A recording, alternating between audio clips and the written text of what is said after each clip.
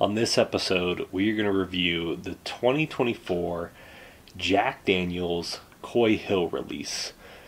This has been a bottle I have been looking for ever since the first release of Coy Hill.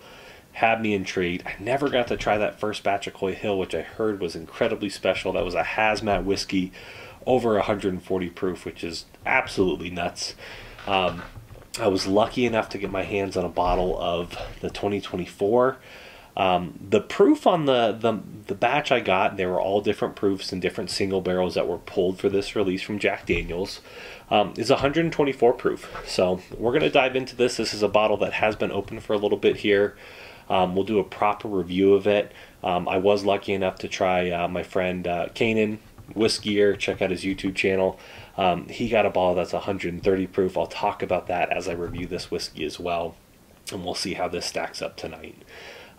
Number one, this bottle is definitely a looker on the bar. It's definitely one that I'm glad to have. I love the shape of it, just that classic, old school looking, style. I think it's beautiful. So let's go ahead and dive in. Let's get this poured up, and let's see how this is tasting this evening.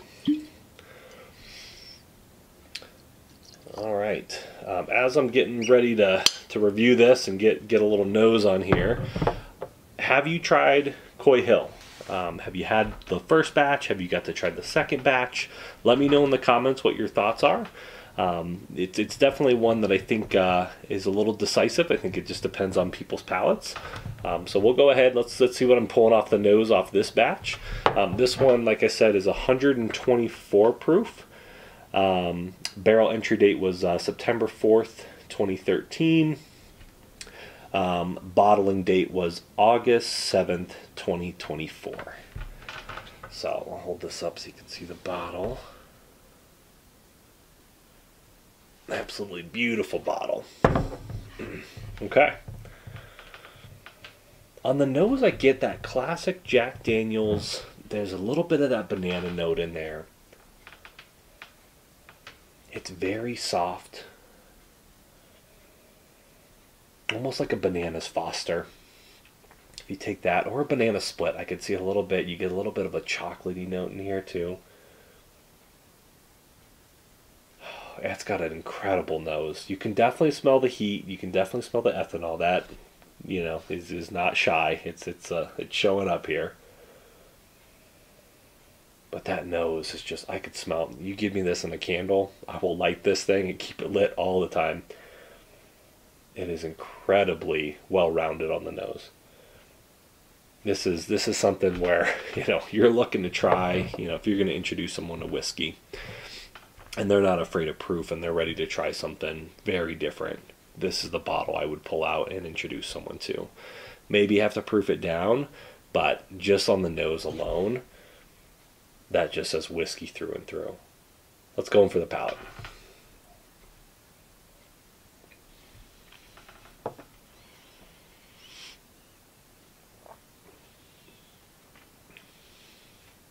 Wow. Wow. That's incredible. That is very well-rounded on the palate. It is very warm at 124 proof. You definitely going to taste that proof through and through. You don't get too much of the banana that you smell in the nose, that bananas Foster or banana split nose. You don't really taste that on the palate. The palate is a little funky. There's a little bit of a funky note that I love. If you get that right funky note from me that meets my palate, I love it through and through. There is a nice, sweet brown sugar note in there. Almost like a creme brulee. That's probably the best I think, thought I can think of is with that on the palate. And the finish just goes on forever. Like, I can still feel it and taste it all through. You get a nice hug with this whiskey. You feel it going down. It is warm and toasty. All right, let's go back in for a second sip.